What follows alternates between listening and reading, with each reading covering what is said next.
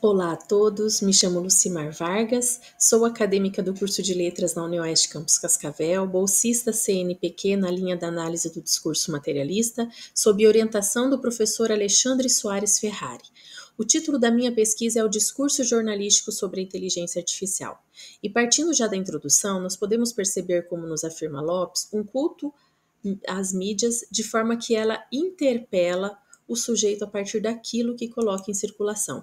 Então, atualmente, nós vivemos em uma sociedade que cultua as mídias, que interpela os indivíduos a partir do que se circula. O discurso jornalístico, segundo Mariani, apoia-se nos mitos de neutralidade e imparcialidade, dissimulando sua ideologia ao construir sentidos específicos. Esse discurso funciona como um discurso pedagógico, apresentando-se como neutro, mas na verdade institucionaliza realidades. Para Soares, comunicar é exercer poder, e o discurso jornalístico ele influencia a percepção dos fatos ao construir autoridade sobre eles. Os objetivos da pesquisa, nós trouxemos ali com base na linha da análise do discurso, nós vamos analisar sequências discursivas da Folha de São Paulo 2022, a sua versão online, nas editorias de Educação, Ciência e Cultura, certo? E o objetivo é entender como essas relações entre inteligência artificial e esses campos são apresentados. Eu trouxe uma citação de Soares também, que comunicar não é uma inocente transmissão de saberes, mas a ação do homem sobre o homem. Isto é, fala-se de uma autoridade constituída e reconhecida e produz efeitos de sentidos, de evidência, sobre os fatos relatados. Nosso material e método também, foi selecionado ali, foram identificadas através 62 reportagens, usando a expressão-chave inteligência artificial. Dessas 62, foram escolhidas 18 para uma análise mais detalhada, e devido ali à similaridade de matérias, acabamos optando por somente analisar 11, certo? A pesquisa ela é embasada na análise do discurso materialista e busca compreender o funcionamento ideológico das representações da inteligência artificial. Partindo já para os campos de resultado e discussões, nós temos ali duas sequências discursivas e partindo essas reportagens, elas trazem consigo a manchete sobre a evolução tecnológica para o ano em questão. Então, nós temos ali o texto da sequência discursiva 1 e a imagem da sequência discursiva 2, certo? Então, a imagem é de Mark Zuckerberg, fundador, presidente executivo da Meta, que é uma empresa fundada em 2004, que é como Facebook, certo? E na imagem, o CEO, ele fala com o seu próprio avatar no metaverso, que é uma espécie de uma nova camada da realidade, vamos dizer assim, que integra o mundo real e o virtual. Então, na prática, é um ambiente virtual imersivo, construído por meio de diversas tecnologias, como realidade virtual, realidade aumentada e hologramas. Ambas essas sequências discursivas, elas nos apresentam um conceito que busca mudar o mundo. Então, são ali, através dos textos e da imagem, dois bem-sucedidos sujeitos que, ao se reconhecerem como iguais, lançam entre todos que os verem ideias inovadoras e revolucionárias para fazer do mundo um lugar melhor. Depois, demarcam isso através da imagem do fogo, a criação do pretendido sonho, no caso, né? Materializando assim uma proposta inovadora como um suporte tecnológico de ponta. É interessante destacar aqui esse atravessamento do discurso capitalista. Né? Pensamos na forma em que a mídia, em especial a Folha, como espaço de circulação de sentidos, por sujeitos e para sujeitos, trouxe em seu título a palavra tendência e a frase também vai faltar chip. Então, analisar essas sequências discursivas, observa-se esse funcionamento da mídia em forma de discurso. A notícia ela está construída com base em uma determinação ideológica, certo? Na posição de onde está sendo noticiada, das diferentes interpretações possíveis para o mesmo fato produzindo assim deslocamentos, sentidos, entre outros. Uma semana depois dessa reportagem, nós também trouxemos aqui para analisar a sequência discursiva 3, por jovens com direito, diz assim a reportagem, por jovens com direitos a futuro. Contar apenas com o ensino médio não será suficiente para ter acesso a trabalhos dignos, certo? Então ali a gente pode ver o jornal trazendo essa reportagem sobre alunos num período pós-pandêmico e como a tecnologia os ajudou e ainda os ajudará para também terem esses trabalhos dignos e não somente concluir o ensino médio. Então, o que a matéria quer dizer com esse enunciado, trabalhos dignos? Né? Então, esse enunciado ele mobiliza diferentes sentidos e quando um jornal como a Folha de São Paulo ela emprega esses termos em uma manchete, o faz por força de valores ideológicos que deseja reproduzir. A ideologia revela os valores que o sujeito que escreve a notícia adere e faz por manter e reproduzir no espaço discursivo. Esses valores de verdade representam ideologias que são reconhecidas por marcas linguísticas.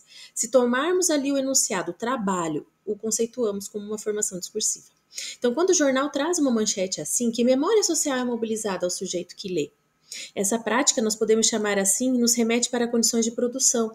E o enunciado direito ao futuro, ele estabelece, além de um efeito de credibilidade, né, uma cumplicidade com o sujeito que, ao ler, acionando assim o mecanismo imaginário da informalidade. Temos também a sequência discursiva 6 e 7, que fala sobre os deepfakes, certo? Os deepfakes, essa reportagem ela foi datada ali em 22 de março, então ela relaciona a manchete deepfakes e a foto de Jair Bolsonaro, caricaturada, né, com a imagem do vírus SARS-CoV-2, que é o vírus da família do coronavírus. Então, fakes ou clonagem de voz refere-se a um conteúdo que a mídia sintética, ou seja, uma mídia de fácil recurso, utiliza-se de inteligência artificial, então os usuários eles podem criar um deepfake de vídeo que altera a aparência de uma pessoa ou altera a voz da pessoa, né, dizendo alguma coisa que a pessoa nunca nem disse. Então basta baixar um software que analise o rosto, sintetize o áudio e cria um ambiente ali 3D.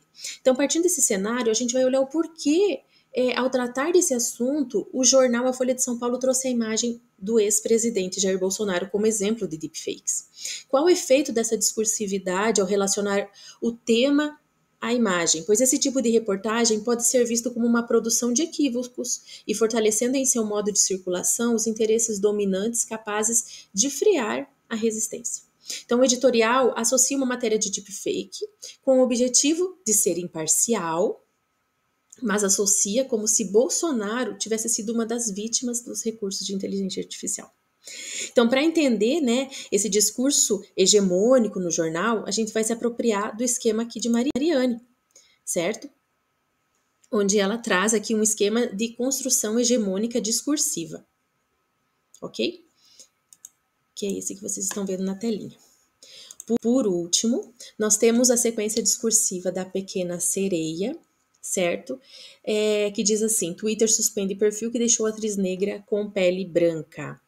Essa sequência ela é datada em setembro, tá? A Pequena Sereia, então, ela é um remake formado em live action, né, com atores humanos e computação gráfica realista, isso que significa, da animação do mesmo filme que surgiu lá na primeira vez em 1989, certo? Então, esse filme foi produzido pela Disney ali no ano de 2023.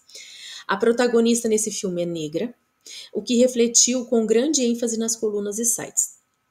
Então, a partir da citação ali acima, que nós trouxemos, essa citação da Orlando, que diz assim: porque há muitos modos de significar e a matéria significante tem plasticidade plural. Como os sentidos não são indiferentes à matéria significante, a relação do homem com os sentidos se exerce em diferentes materialidades, em processos de significações diversos. Pintura, imagem, música, escultura, escrita, etc. A matéria significante ou sua percepção afeta o gesto de interpretação, dá uma forma a ele. Então, quando a gente fala sobre essa citação, é possível dizer que diferentes linguagens significam de modo diferente, então a materialidade pode definir o modo como interpretamos um discurso. Podemos afirmar, então, que é pela materialidade discursiva que os sentidos e os sujeitos se constituem, e é através da materialidade do discurso, que se torna acessível, que a gente pode dizer que o texto é a materialidade do discurso. Então, aqui cabe dizer que o texto não é apenas linguístico, mas também, a princípio, ele é imagético. O filme é um texto, certo? Então, materialidade, portanto, é onde se produz sentido, no fato de que a língua é afetada, né, pela história para significar.